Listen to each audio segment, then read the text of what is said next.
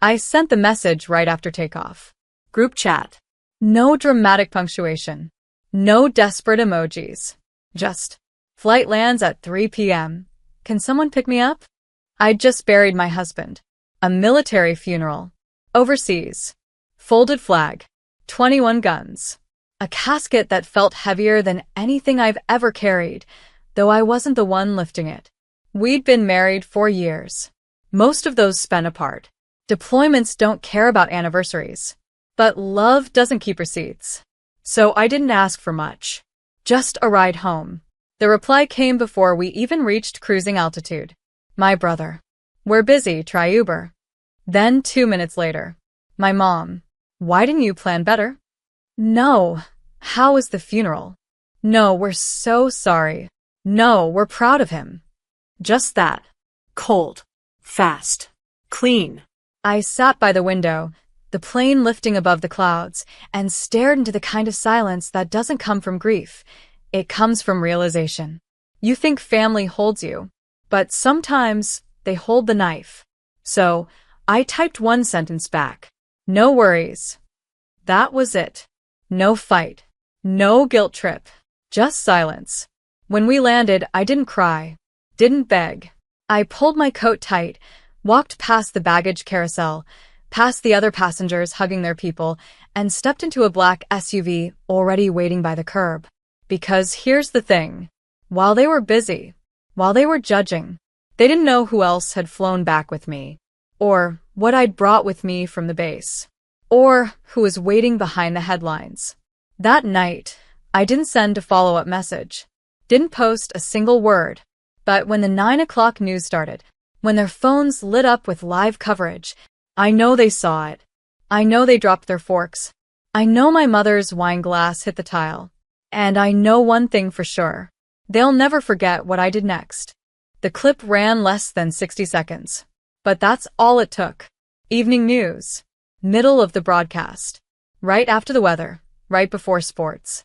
The anchor spoke with that trained calm, the kind that delivers tragedies and triumphs in the same breath.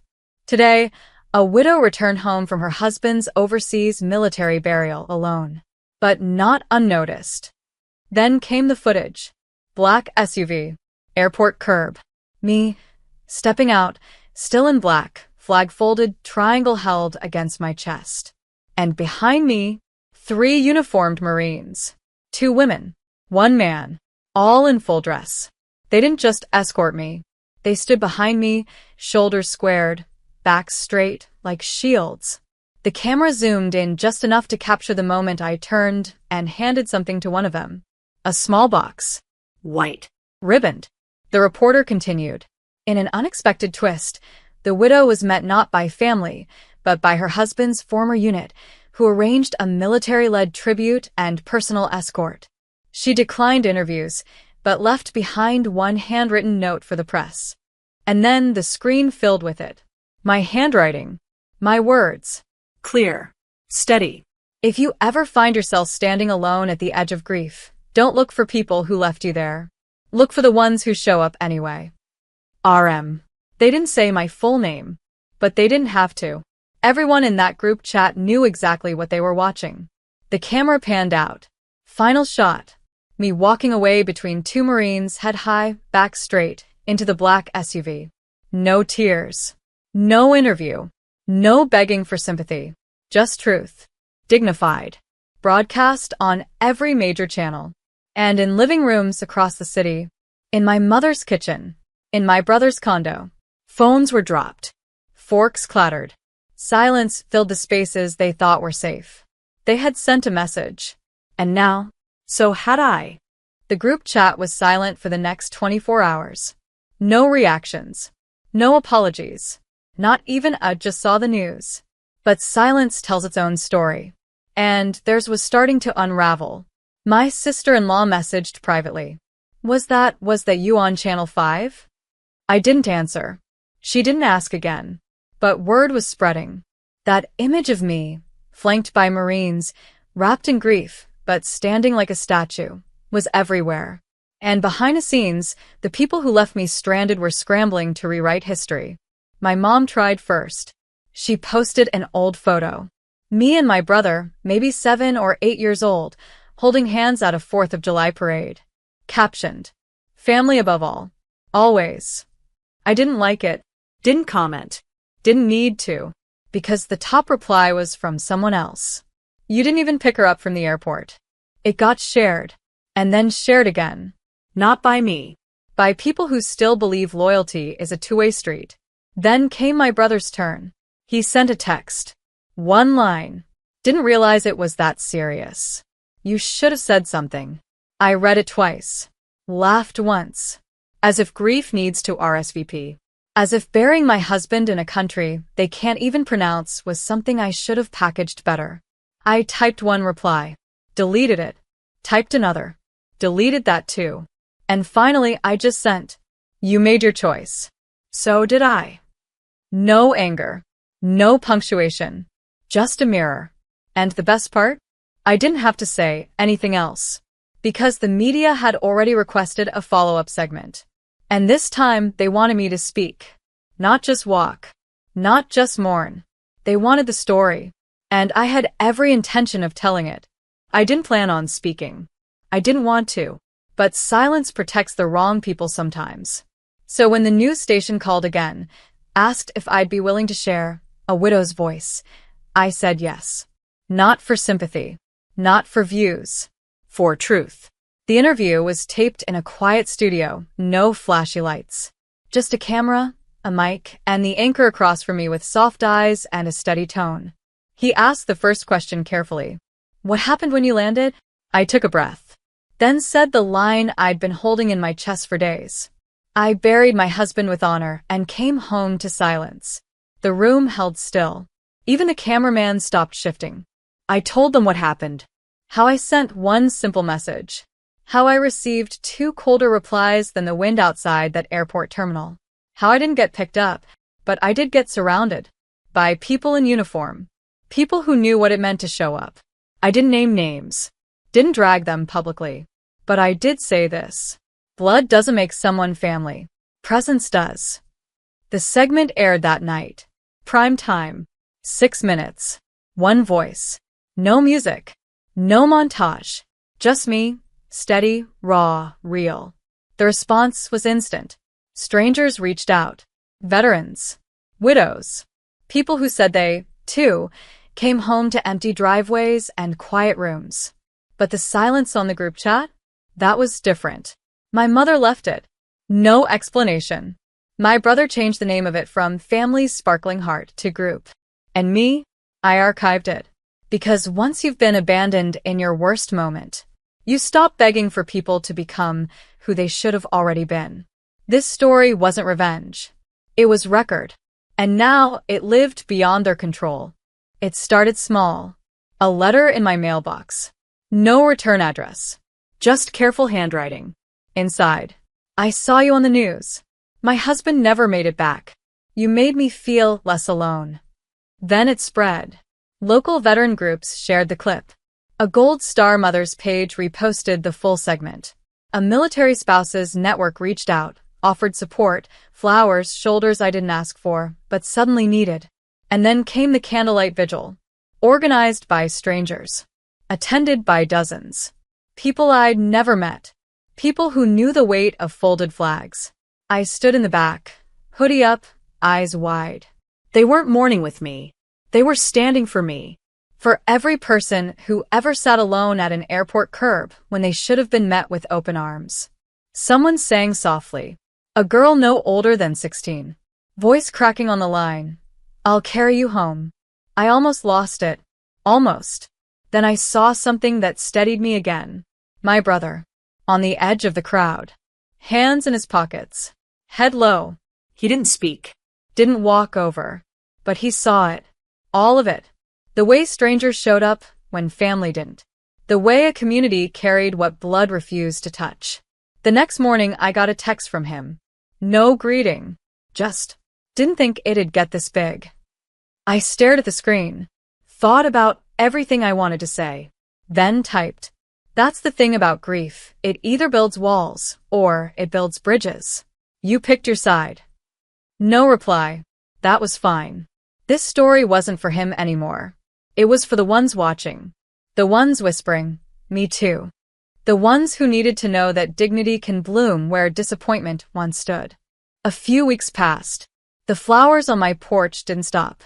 Neither did the letters. But something inside me shifted.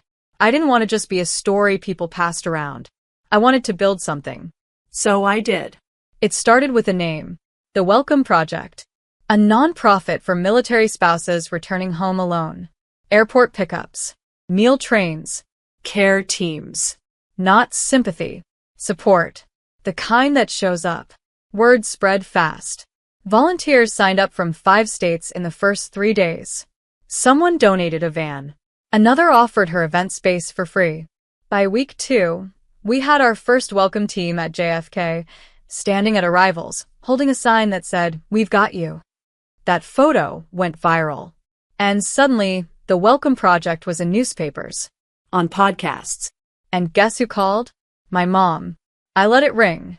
She left a voicemail. Her voice cracked by the second sentence. "I didn't know how to help. I didn't think you'd want us there." I deleted it. Not out of anger. Out of peace. Because I didn't need it anymore. Some wounds don't close because someone apologizes. They close because you stop bleeding for people who kept watching you drown. My brother messaged too. A donation receipt. Small. Anonymous.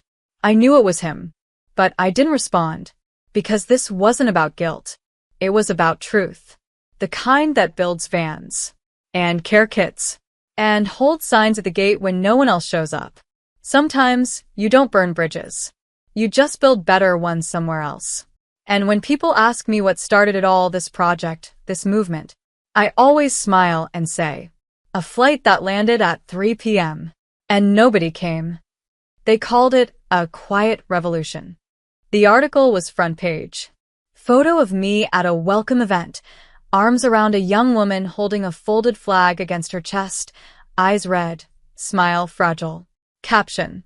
From grief to ground crew, how one widow changed coming home. The day it ran, I got a text from an unknown number. Just a screenshot of the article. No message. I knew the number. It was my mother's. That evening, I was invited to speak at a local memorial for military families. Not a performance. Not a speech. Just a story. I stood at the podium, the air thick with candlelight and wind. Rows of faces looking up, some proud, some shattered, all listening. I told them what happened, but not with bitterness.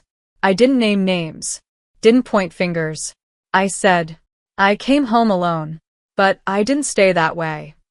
I talked about Liam, my husband, his laugh, his letters, the way he once told me, if something ever happens to me, don't let silence win. And I hadn't. When I stepped off the stage, someone touched my elbow. A woman in pearls, eyes wet. My daughter, she was on your first welcome pickup. You saved her. I shook her hand. Tight. Like that moment was all we needed. Behind her, in the distance, I saw them. My mother. My brother. Standing by a tree. They hadn't been invited. They hadn't announced themselves. They just watched. And I let them. No wave. No smile. Just the space between us. Filled with everything they never said. Because sometimes, punishment isn't rage. It's silence. It's being replaced. It's watching strangers clap for the daughter you forgot to meet at the gate. I used to believe closure came with an apology. A text. A phone call. A moment where the people who hurt you finally say the words they should have said when it mattered. But it didn't come like that. It came one night, quietly, as I stood alone in my kitchen, folding a Welcome Project t-shirt into a care kit for another widow I'd never met. The house was calm. No more group chats. No more waiting for someone to say, we're here. Because now, I was the one showing up. And I was never alone. The doorbell rang, a volunteer dropping off supplies. A young couple, newlyweds, both former military. She hugged me like we'd known each other forever. And I realized we had. Not in the way family does. In the way truth does. In the way people who survive the silence find each other. I never replied to my mom's last message.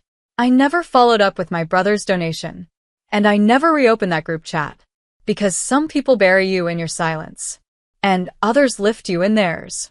And that's what I'll tell the next woman who asks how to survive the loneliness.